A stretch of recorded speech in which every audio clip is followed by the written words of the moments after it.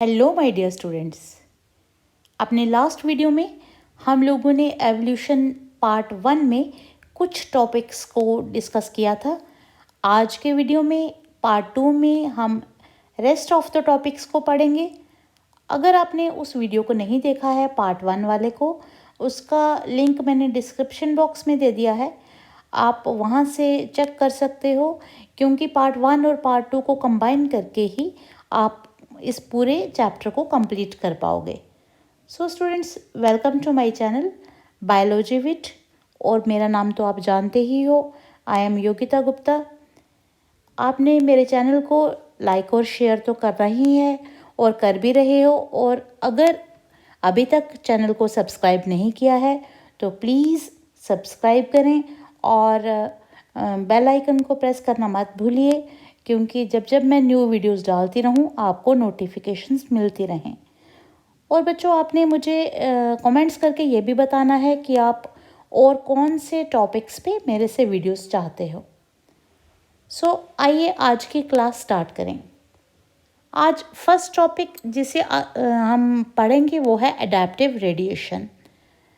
बच्चों, जब Darwin Galapagos island में स्टडी कर रहा था कुछ ऑर्गेनिजम्स की, तो उसने देखा कि different varieties of small black birds थे वहाँ पे, जिनको बाद में डार्विन्स फिंचेस का नाम दिया गया। ही ऑब्जर्व्ड दैट कि ये जो जितनी भी वैरायटीज़ हैं इन ब्लैक बर्ड्स की, ये अपने आप ही इवॉल्व हुई होंगी इस आइलैंड के ऊपर। ओरिजिनली ये जो बर्ड्स थे ये सीड ईटिंग थे, इनकी हैबिट थी सीड्स को खाना, मगर बाद में जैसे जैसे एवोल्यूशन होती गई they become some of them become insectivorous, और कुछ उनमें से वेजिटेरियन भी बन गए। इन पिक्चर्स में भी आप देख सकते हो, कुछ की बीक्स जो लीव्स खाने वाले थी उनकी बीक्स ऐसी हैं, सीड्स खाने वाले की बीक थोड़ी डिफरेंट है, इंसेक्ट्स वाले की थोड़ी और डिफरेंट है, एंड सो ऑन। तो इसी तरीके से उनकी बीक्स जो थी वो डिफरेंट उनके स्ट्रक्चर्स बनते गए, हालांकि they were all small black birds. So beak size and shape were related to food type. जिस टाइप का उनको बेचारों को खाना मिला होगा वैसे ही उनकी बीक की साइज़ बन गई और उनका बीक का शेप बन गया। बट जो अदर एस्पेक्ट्स थे और डिफरेंट स्ट्रक्चर्स थे वो उनमें सिमिलर थे। तो इससे ये पता चलता है कि ये सारे बर्ड्स जो थे आपस में रिलेटेड थे, है ना। तो जब एक पॉइंट से कोई भी जो different kinds of species originate होती हैं और वो रेडिएट कर जाती हैं टू डिफरेंट जियोग्राफिकल एरियाज़, या यूँ कहें टू डिफरेंट हैबिटेट्स, तो इस प्रोसेस को एडेप्टिव रेडिएशन कहते हैं। ओरिजिन उनका सेम होता है but they move to different habitats. तो डार्विन फिंचेस जो हैं वो सबसे बड़ी एग्जाम्पल है इसकी एडेप्टिव रेडिएशन की। सो अनदर एग्जाम्पल जो है वो है ऑस्ट्रेलियन मॉर्सुपियल्स। इस पिक्चर में भी आप देख सकते हो कि हैं ये सारे मॉर्सुपियल्स, सभी के सभी ऑस्ट्रेलियन आइलैंड पे ही ये डेवलप हुए, एक ही एंसेस्टर से, सिंगल एंसेस्टर से। बट ये क्योंकि इनकी हैबिटेट्स बदलती गई तो इनके स्ट्रक्चर में भी डिफरेंस आता गया। तो ये भी एडेप्टिव रेडिएशन की एक एग्जाम्पल है। जब किसी एक एरिया में, किसी जियोलॉजिकल एरिया में more than one adaptive radiation होती है तो उस प्रोसेस को कन्वर्जेंट एवोल्यूशन कहते हैं। ओके, तो a type of evolution in which unrelated species produce descendant with similar traits. तो इस प्रोसेस में क्या होता है कि जैसे देखिए यहाँ पर ये जो हैं सारे के सारे प्लेसेंटल मैमल्स हैं, ये सारी पिक्चर्स प्लेसेंटल मैमल्स की हैं, और ये सारे के सारे ऑस्ट्रेलियन मॉर्सुपियल्स हैं। ये कॉमन नहीं है, ये आपस में एक ही एंसेस्टर्स से नहीं आए हुए हैं, बट इनके जो डिसेंडेंट्स हैं, इनके जो आगे जो इनके जो बच्चे हैं उनकी काफ़ी सारी इनकी करैक्टरिस्टिक्स मिलती जुलती हैं। जैसे इन वॉल्फ को देखिए तो ये भी हैं, ये मैमल है और ये मॉर्सुपियल है, बट इनके करैक्टरिस्टिक्स बहुत सारे मिलते जुलते हैं। यहाँ पर भी ये माउस जो है ये मैमल है और ये मॉर्सुपियल माउस है, और देखिए कितने करैक्टरिस्टिक्स इनके मिलते जुलते हैं। This process is known as convergent evolution. और इस पिक्चर में भी देखिए, क्योंकि ये सारे ऑर्गेनिजम्स डिफरेंट कॉन्टिनेंट्स पे इवॉल्व हुए थे, कोई नॉर्थ अमेरिका में, कोई साउथ अमेरिका में, कोई ऑस्ट्रेलिया में एट्सेट्रा, मगर इनकी जो फूड हैबिट्स थी वो मोस्टली सेम थी। सारे के सारे ये इंसेक्ट्स खाते थे, इसलिए नेचर ने इनको लॉन्ग नोज दे दिया, स्टिकी टंग दे दी, और इनके कैरेक्टरिस्टिक्स बहुत सारे मिलते जुलते हो गए। This process is known as convergent evolution. अब स्टूडेंट्स, सेकेंड टॉपिक जिसको हम पढ़ेंगे वो है बायोलॉजिकल एवोल्यूशन। जब भी इस अर्थ पे एवोल्यूशन की स्टार्ट हुई होगी वो हुई बाय नेचुरल सिलेक्शन। ये तो आपको पता ही है, आपने लास्ट वीडियो में भी पढ़ा कि नेचर सेलेक्ट करती है कौन सा ऑर्गेनिज्म इस अर्थ पे सरवाइव करेगा और कौन सा नहीं करेगा। और नेचर ने तभी सिलेक्ट किया होगा जब फर्स्ट सेलुलर फॉर्म्स आई होंगी इस अर्थ के ऊपर, जिनकी मेटाबॉलिक कैपेसिटीज जो थी वो डिफरेंट थी, है ना। तो कईयों का लाइफ स्पैन जो था वो लंबा था हमारी तरह। हमारा तो लाइफ स्पैन कभी 60-80 ईयर्स के भी होते हैं, हम 100 ईयर्स के भी होते हैं, और मॉस्किटोज लाइक जो एनिमल्स होते हैं, ऑर्गेनिजम्स होते हैं, उनका लाइफ स्पैन तो बड़ा छोटा होता है।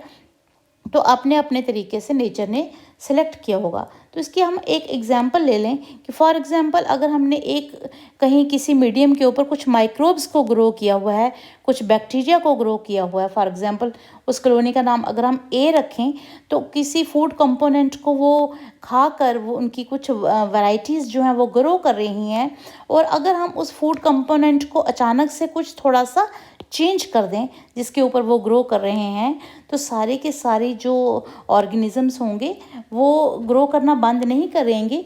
कुछ ऐसे होंगे वो जो न्यू जो मीडियम होगा, जो न्यू फूड होगा, उसके ऊपर भी वो ग्रो करना कंटिन्यू रहेंगे, ठीक है ना। तो जो कंटिन्यू करेंगे तो वही तो सर्वाइव करेंगे, और जो सर्वाइव करेंगे वही रिप्रोड्यूस करेंगे, और बाद में वही अपने और आगे वाली प्रोजेनी को कंटिन्यू करेंगे। तो ऐसा करने में इनको थोड़ा ही टाइम लगता है क्योंकि इनका लाइफ स्पैन बड़ा छोटा है। बट अगर इनके कंपैरिजन में हम और ऑर्गेनिजम्स की बात करें लाइक फिशेस एट्सेट्रा, तो उनको ये करने में बड़ा टाइम लगेगा क्योंकि उनका लाइफ स्पैन बहुत बड़ा होता है। तो नेचर जो है ना वो सेलेक्ट करती है उन ऑर्गेनिजम्स को जो फिट हैं, है ना। ये तो ऐसा तो सारी जगह होता है, जो अपने आप को एनवायरनमेंट के साथ बेटर एडजस्ट कर लेते हैं, चेंजिंग एनवायरनमेंट के साथ, चेंजिंग हालात के साथ, वही तो सरवाइव करते हैं, और जो सरवाइव करते हैं वही रिप्रोड्यूस करते हैं, और उन्हीं का फिर नंबर इंक्रीज होता रहता है। नेचुरल है ये तो बात। और उन्हीं के जो डिसेंडेंट्स होंगे वो करैक्टरिस्टिक्स कहाँ से लेंगे? अपने पेरेंट्स से लेंगे, है ना। क्योंकि जैसे पेरेंट्स होंगे वैसे ही उनके आगे उनके जो नेक्स्ट जनरेशन आएगी। तो नेचुरल सिलेक्शन में हम देखते हैं कि कंपटीशन है डिफरेंट ऑर्गेनिजम्स का for food, space, water etcetera के लिए, और इस कंपटीशन में जो जीतता है, जो अपने आप को अडेप्ट कर लेता है चेंजिंग एनवायरनमेंट में, वही फिट कहलाता है और वही सर्वाइव करता है। और ब्रांचिंग डिसेंट और नेचुरल सिलेक्शन, ये 2 की कॉन्सेप्ट्स हैं डार्विन थ्योरी के, ठीक है। अगर कोई पूछे कि इनके 2 पार्ट्स जो हैं डार्विन थ्योरी के बताइए, वो हैं ब्रांचिंग डिसेंट और नेचुरल सिलेक्शन। ब्रांचिंग डिसेंट क्या हुआ कि एक ही स्पीशीज से जब बहुत सारी स्पीशीज ग्रो करना शुरू कर दी, जब एंसेस्टर सेम थे बट आगे जो स्पीशीज थी वो अलग अलग कैरेक्टरिस्टिक्स उनके बनते गए, तो इस प्रोसेस को ब्रांचिंग डिसेंट कहते हैं। और ऐसा क्यों हुआ होगा? ड्यू टू होमोलोगस ऑर्गन्स, जिनके स्ट्रक्चर सेम होते हैं और फंक्शन अलग अलग होते हैं इन डिफरेंट ऑर्गेनिजम्स। एनालॉगस क्या होगे? इनका उल्टा, जिनके स्ट्रक्चर डिफरेंट होते हैं और फंक्शन सेम होते हैं। वेस्टिजियल ऑर्गन्स क्या होते हैं? जो यूजलेस ऑर्गन्स होते हैं हमारी बॉडी में, जिनका कोई यूज़ नहीं होता। फॉर एग्जांपल हमारा ईयर पिन्ना, जो आउटर ईयर होता है ये वाला, तो this is called ear pinna. और हमारी बॉडी के हेयर या हमारा जो वर्मी फॉर्म अपेंडिक्स, ये सारे वेस्टिजियल ऑर्गन्स हैं। और अटैविज्म क्या होता है कि कभी कभी एंशिएंट करैक्टरिस्टिक्स जो हमारी जनरेशन्स में कभी हम देखे नहीं रहे हैं, वो अचानक से रीअपीयर हो जाते हैं। फॉर एग्जांपल किसी बच्चे में ब्लू आइज़ आ जाती हैं, जो उसकी मदर या ग्रैंड मदर या ग्रेट ग्रैंड मदर में कभी भी नहीं थी, कहीं किसी फैमिली में नहीं थी, वो अचानक से रीअपीयर हो जाती हैं, क्योंकि हो सकता है उससे पहले जो कोई जनरेशन रही हो तो उनमें वो ब्लू आइज़ हों। तो that process is known as atavism. So Darwin से पहले बच्चों एक नेचुरलिस्ट थे, उनका नाम था लेमार्क। ठीक है, उन्होंने कहा एवोल्यूशन तो हुई है इस अर्थ पे, बट ये कोई वेरिएशंस एट्सेट्रा जो डार्विन ने कहा ऐसा नहीं है, तो ये हुई है by the use and disuse of organs. Okay, उन्होंने कहा कि कुछ जनरेशन्स जिन जिन आर्गन्स को यूज़ करती रहेंगी उसी को वो पास ऑन करती हैं अपनी नेक्स्ट जनरेशन्स में। फॉर एग्जांपल जो जिराफ्स हैं, जब उन्होंने लीव्स को खाना शुरू किया होगा, जो टॉल ट्रीज़ थे, तो उन्होंने अपनी नेक को स्ट्रेच करना शुरू कर दिया होगा, और स्ट्रेच करते करते उनकी नेक जो थी वो लंबी होती गई, और उन्होंने इस करैक्टरिस्टिक को अपनी नेक्स्ट जनरेशन्स में भी उन्होंने इसको पास ऑन कर दिया। ठीक है, और ओवर द ईयर्स उनकी नेक्स्ट जो थी वो परमानेंटली लंबी ही हो गई। ठीक है, तो अब है कि नेचुरल सिलेक्शन जो है वो बेस करती है कुछ फैक्ट्स पे, है ना। अब देखिए जो इस लैंड पर नेचुरल रिसोर्सेज जो हैं वो बड़े लिमिटेड हैं, फूड लिमिटेड है, वाटर लिमिटेड है ना, तो जंगल्स, प्लांट्स एट्सेट्रा सारा कुछ लिमिटेड है, और पॉपुलेशन का जो साइज़ है वो मोस्टली स्टेबल होता है एक्सेप्ट सीजनल फ्लक्चुएशन। सीजनल जो एनिमल्स हैं वो ब्रीड करते हैं या नहीं करते हैं उस पर डिपेंड करता है, अदरवाइज़ पॉपुलेशन कोई भी ऑर्गेनिजम्स की होती है वो स्टेबल ही रहती है। और मेंबर्स ऑफ पॉपुलेशन जो है वो वेरी तो करते ही हैं, उनमें वेरिएशंस होती हैं, हालांकि सुपरफिशियली वो एक जैसे नज़र आते हैं, बट होते तो थोड़ा थोड़ा उनमें फ़र्क तो कुछ होता ही है। और ये जो वेरिएशंस होती हैं ये होती हैं इनहेरिटेड, ये पेरेंट्स से बच्चों तक पहुंचती हैं। अदरवाइज़ अगर ये वेरिएशंस नहीं होती तो हम सारे के सारे सेम होते, और एवोल्यूशन कैसे होती। और क्योंकि रिसोर्सेज जो हैं वो लिमिटेड हैं, तो इसलिए इन रिसोर्सेज के लिए हमारे जो लिविंग ऑर्गेनिजम्स हैं उनमें बड़ा स्ट्रॉन्ग कंपटीशन भी होता है। और इस कंपटीशन में जो वेरिएशंस जो हैं जिनके कारण जो भी लिविंग ऑर्गेनिज्म है इन रिसोर्सेज को अच्छे से यूटिलाइज करने में काबिल हो जाते हैं, जो अपनी चेंजिंग इनके जितने भी एनवायरनमेंट में चेंजेस हैं उनको अच्छे से अडेप्ट कर लेते हैं अच्छे तरीके से, और वो वही सर्वाइव करते हैं, वही ग्रो करते हैं। और अगर वो सर्वाइव कर गया कि वो इस धरती पे बच जाएंगे, वही तो रिप्रोड्यूस करेंगे, और वही अपने और प्रोजनी को, अपनी और जनरेशन को पीछे छोड़ जाएंगे जब वो मरेंगे तो, है ना। और जो उनके सर्वाइवर्स हैं तो वो आगे आगे प्रोजेनी को कैरी ऑन करते रहते हैं, तो इससे पॉपुलेशन के करैक्टरिस्टिक्स चेंज हो जाते हैं और न्यू फॉर्म्स अपीयर होती हैं, न्यू टाइप्स की ऑर्गेनिजम्स फिर से एवोल्यूशन में चेंजिंग इस अर्थ पे आती है।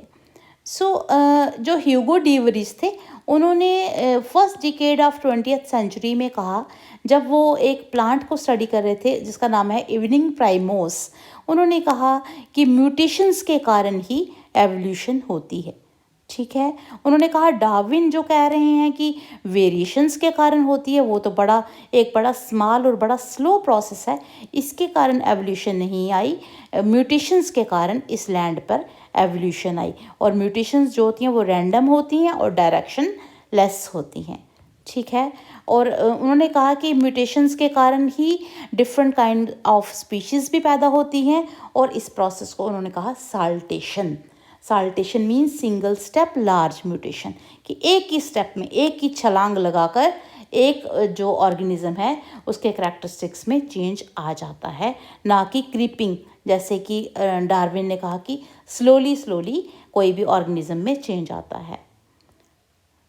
अगर हम ब्रीफ अकाउंट ऑफ एवोल्यूशन में बच्चों अगर हम स्टडी करें तो हमें पता चला कि एवोल्यूशन तो हुई, और फर्स्ट सेलुलर फॉर्म्स जो लाइफ पे आई होंगी वो अबाउट 2000 मिलियन ईयर्स अगो आई होंगी, है ना। अब हमने लास्ट वीडियो में भी पढ़ा था कि ये जो सेल्स थे ये बने थे बाय द मैक्रोमोलिक्यूल्स। अब ये जो मैक्रोमोलिक्यूल्स हैं लाइक अमीनो एसिड्स, न्यूक्लियोटाइड्स या डीएनए, आरएनए, ये कैसे एनवेल्प में बंधे होंगे, कैसे इनके आगे पीछे सेल मेम्ब्रेन आई होगी, ये इसके बारे में कोई आइडिया नहीं है।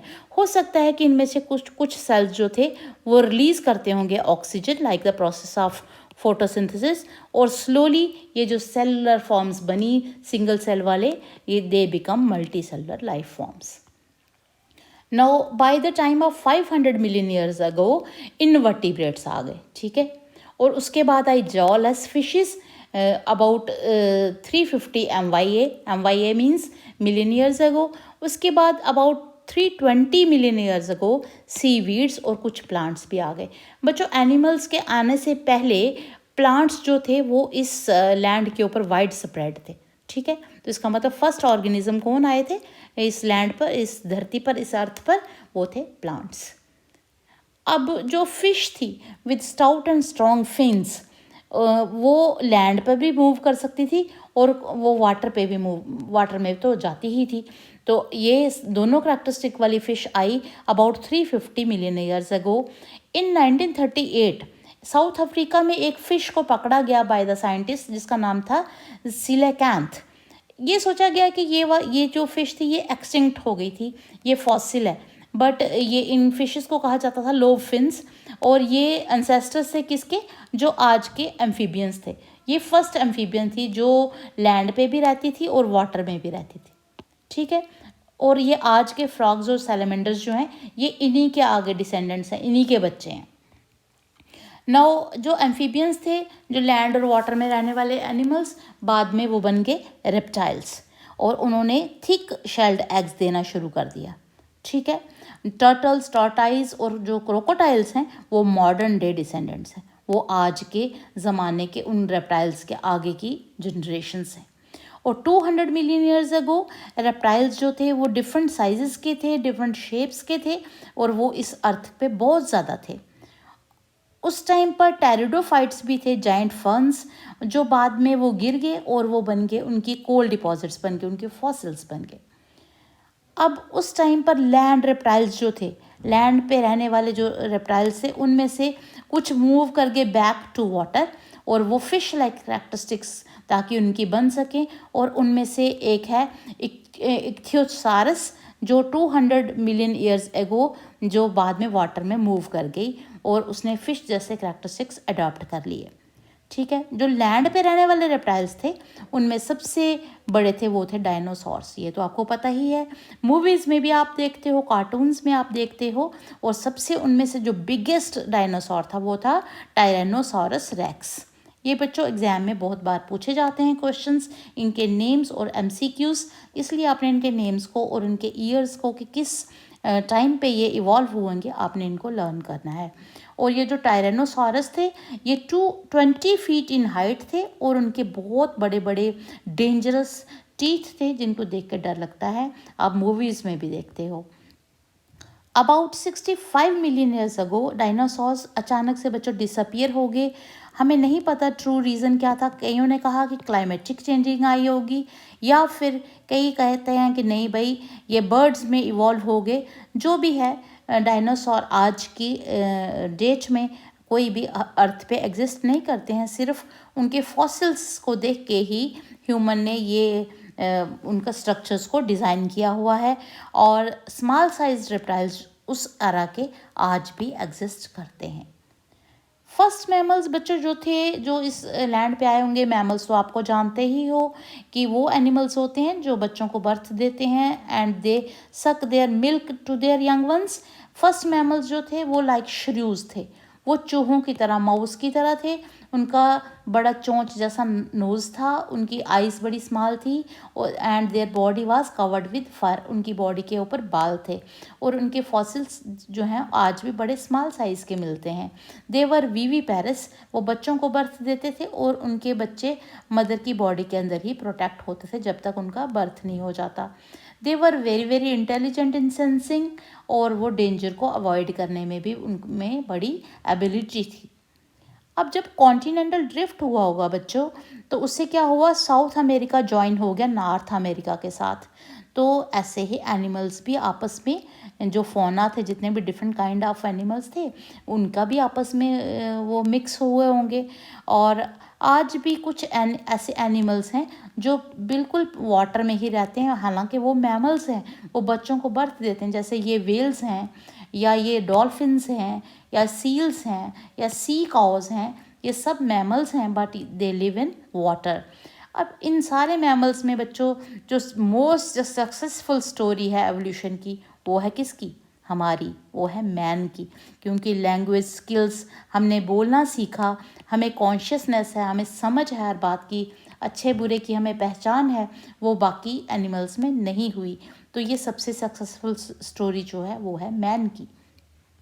अब मैन के बारे में अगर हम पढ़ें बच्चे कि कैसे हमारा ओरिजिन हुआ होगा और कैसे एवोल्यूशन हुई, तो सबसे पहले जो प्राइमेट्स थे वो थे ड्रायोपिथिक्स एंड रेमापिथिक्स, जो एग्जिस्ट करते थे अबाउट 15 मिलियन ईयर्स अगो।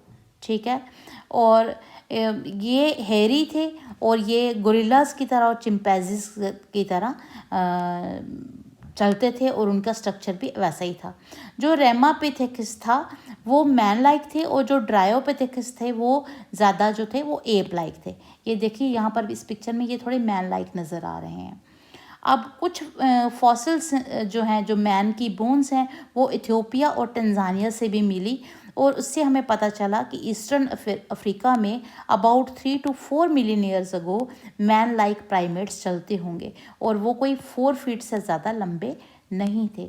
आपकी एनसीईआरटी की बुक में ये एक पिक्चर लगाई हुई है जिसमें ये पता चलता है ये ह्यूमन बीइंग है, ये मॉडर्न मैन है और ये उसकी स्कल है, ये छोटा बेबी चिंपैंजी है उसकी स्कल है और ये अडल्ट चिंपैंजी है और ये उसकी स्कल है। अब देखिए जो बेबी चिंपैंजी की स्कल है वो अप्रॉक्सीमेटली वैसी ही है जैसे मैन की स्कल है। तो इससे भी पता चलता है कि हम कहीं ना कहीं एक दूसरे के कहीं ना कहीं एंसेस्टर्स जो थे वो कोई ना कोई रिलेशन में थे। अब 2 मिलियन ईयर्स अगो ऑस्ट्रेलोपिथेकस जो थे वो ईस्ट अफ्रीकन ग्रासलैंड्स पे आए। देखिए कितनी डेंजरस इनकी पिक्चर है।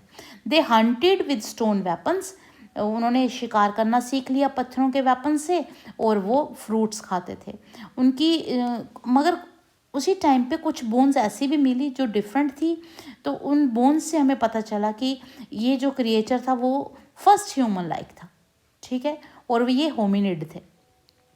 तो ऐसे क्रिएचर्स को बोलते हैं होमो हैबिलिस। ये उनकी पिक्चर लगाई है और इनकी ब्रेन कैपेसिटी धीरे धीरे डेवलप होना शुरू हो गई और उनकी ब्रेन कैपेसिटी थी अबाउट 650 to 800 cc।